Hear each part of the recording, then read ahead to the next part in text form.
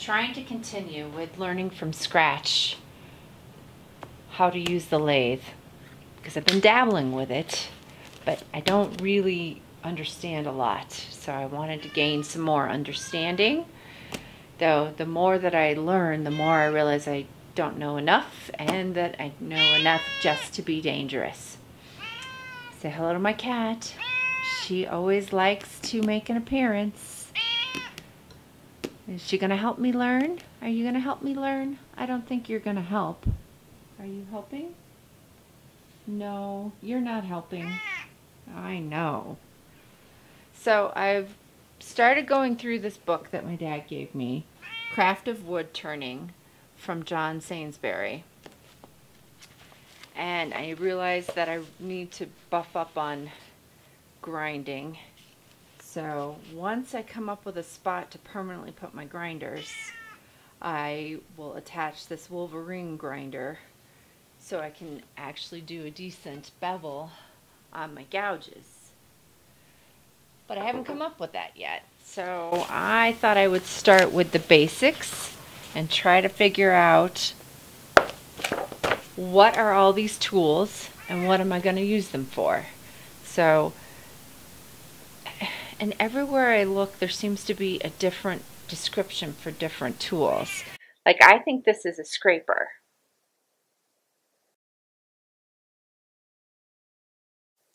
But when I'm going through this book, I'm not quite sure. I may need to call in the big guns and ask my dad what some of these are. So I called in the big guns, my father, to see if he could help me figure out what these tools are. And I knew these were gouges. He called them finger bowl gouges or fingernail gouges. Oh, good grief. I just read it. I'm going to have to make a cheat sheet. All right, we're going to say hello to my cat, as always. Hello, cat. She's standing on my bandsaw. So we've got some gouges down here. And he told me about these. These are skews, a parting tool, and a bowl scraper. Now, I started watching a video by Alan Lancer about the skews. Oh, and this is rounded. Okay, so I am going to have to be a little bit careful when grinding these. These are in really good shape, so I think they should be okay. But it was interesting to recognize how much detail goes into these tools, and impressive. So this is at a 70-degree angle, and what Alan said, I'm calling him by his first name, Mr. Lasser, I don't know, that if you have this angle off at all, a woodworker can get very frustrated with his lathe. And it has to be 70 degrees from this point to this point. I think he called this the long tip and the short tip, or the toe and the heel. And also, what I didn't notice before was that this side is rounded, so you have to go to a belt sander and continue to make sure this is rounded. Actually, I think he said you only need to do that once in the lifetime of the tool. So this guy should be good to go because it's flat on this side, but it's rounded in general here.